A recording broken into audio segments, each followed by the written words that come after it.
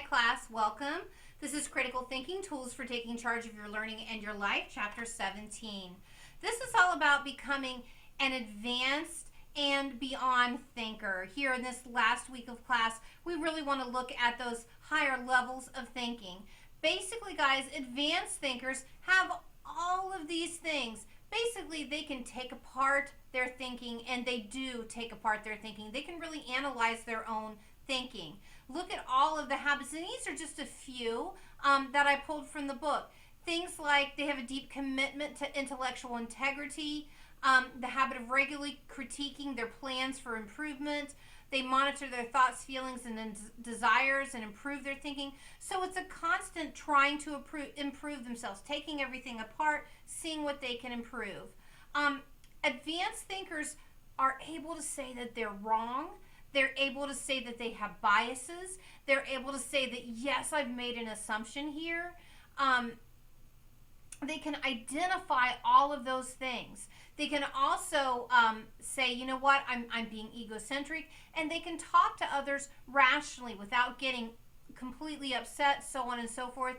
And they have a constant inner dialogue going.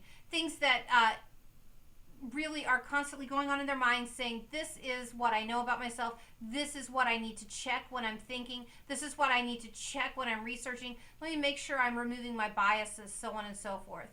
Then the next stage, of course, is an accomplished thinker. Obviously, all the things in the advanced thinker we have under an accomplished thinker, but they also are very conscious of the workings of their minds. Their brains are highly integrated,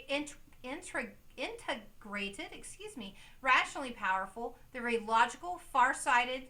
They think deeply, they're self-correcting, and they're emancipated or free. Guys, accomplished thinkers are conscious of the workings of their mind. So they really know how their mind works. They've really had to learn about how the brain works and in certain situations, so on and so forth. And they're very deliberate in the way that they think. They are really, really constantly aware of how their mind is thinking in each situation. They are also very integrated. Everything that they know, all the knowledge that they hold is integrated. They can pull from various disciplines that they've learned to create something, to create a thought. Accomplished thinkers have extremely powerful minds. Look, they're able to generalize knowledge. They're in command of the logic of language. They function well with the logic of concepts and questions. They're able to reason with multiple logics or domains of thought, and they use the mind to multiply comprehension and insight. So to have a powerful mind, they always have to use that mind, and they're constantly working to challenge themselves to continually grow. It's just like working a muscle. To have a powerful muscle, to have a powerful body, you have to do the same thing to have a powerful mind. You have to constantly work it out and seek different ways to challenge it. Accomplished thinkers have logical minds. We just kind of talked about that. But they're very committed to logic, and they need that logic. Without logic, it's difficult to really ascertain too much because they need that consistency in logic. They're also far-sighted. Guys, that's something we're lacking a lot now.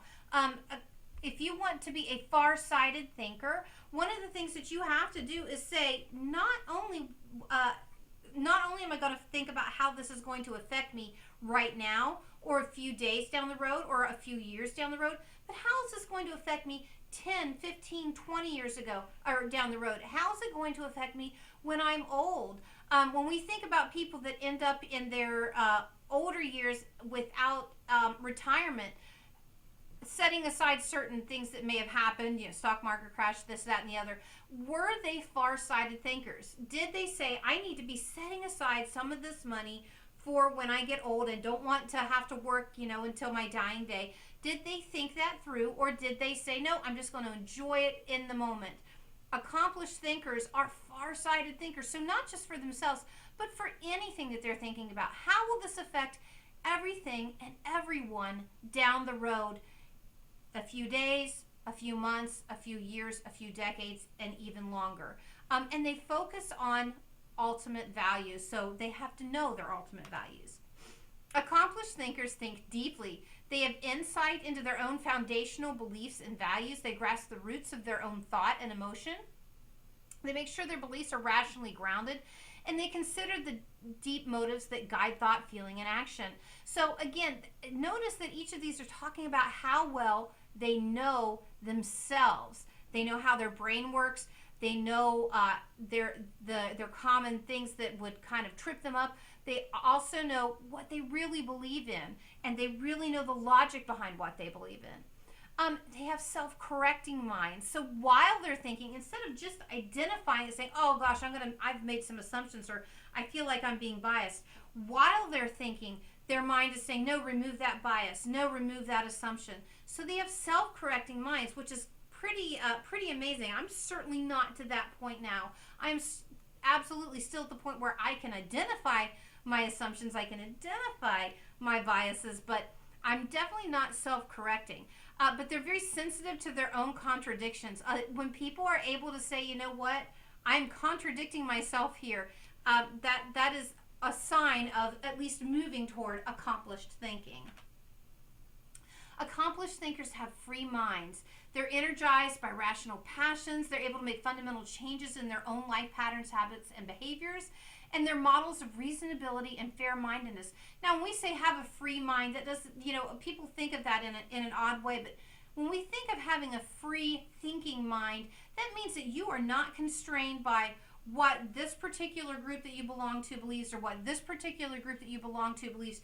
You allow your mind to think freely. And again, that doesn't mean I'm going to believe every passing whim that comes my way. What I'm going to do is my mind is free enough that I can go out and investigate these things. I'm going to look for the logic behind it. I'm going to look for the assumptions or the biases that might be behind this way of thinking. But I'm going to allow my mind the freedom to think about other things.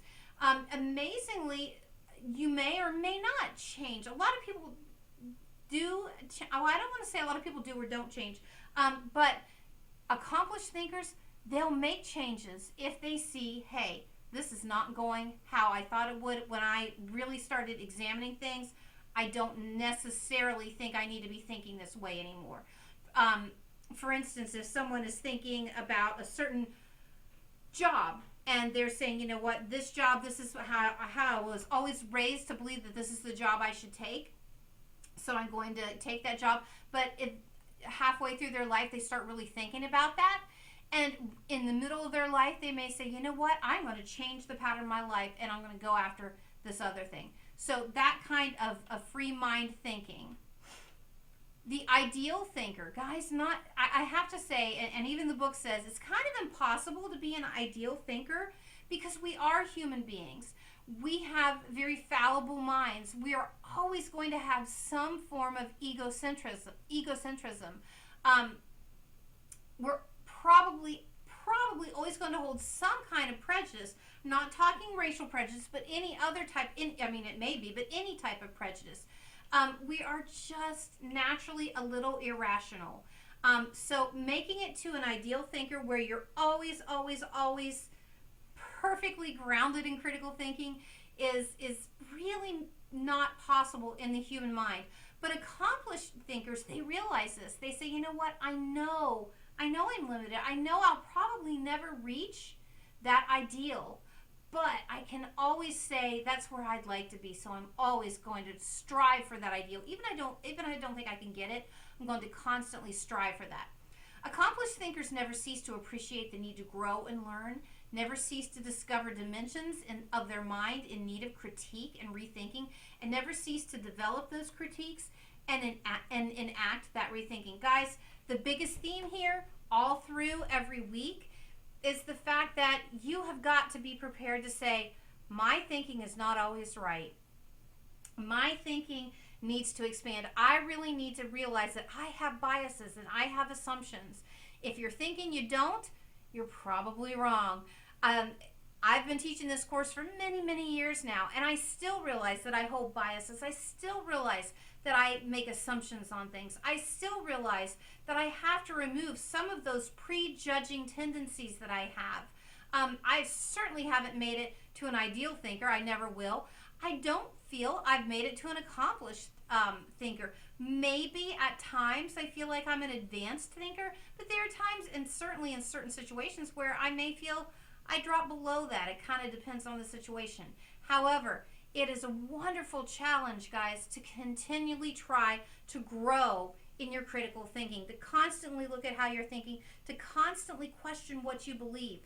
It makes it really hard, and I bet you guys are finding this, to go on things like Facebook or Twitter, because people are just spouting off at the mouth, and they're not thinking before they say things. They really haven't taken the time to go out and look at both sides of things.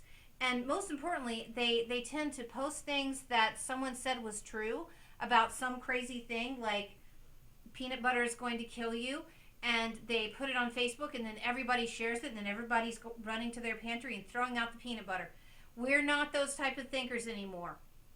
We say, hey, let me go look at the research behind this peanut butter thing.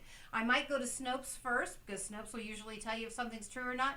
But even then, you don't want to necessarily believe Snopes. Snopes isn't the be all end all to thought. So you go out and check anywhere you can, looking for research. You are lucky.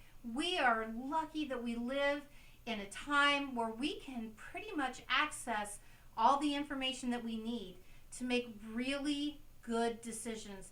But we have to make sure, and I'm going to say it a million times to you, you've got to remove your biases. You got to remove what you want to be true. That's probably the hardest thing. We know things that we want to be true. Maybe we want this certain thing to be good for us when it's really not good for us. Maybe we want to excuse this behavior we do when there really is no excuse for it. What we want is often very different from what the truth is. As critical thinkers, we have the intellectual humility to say, okay, I was wrong. And when we're right, we have the ability to talk rationally and calmly about it, and to remember that when we are having conversations with other people, that our point is not necessarily to show them how right we are, but to really listen to them. And if they're open to learning, then we will share with them what we know. However, if they're not open to learning, and as critical thinkers, you can tell that pretty quickly, what you want to do is just learn from them and then move on. Critical thinkers are rational people, and rational people realize that sometimes it's not worth an argument. Guys, I hope you've enjoyed your time in this class. I really hope that your thinking has grown and changed and deepened. Mine does every time I teach it. I've really enjoyed spending this time with you.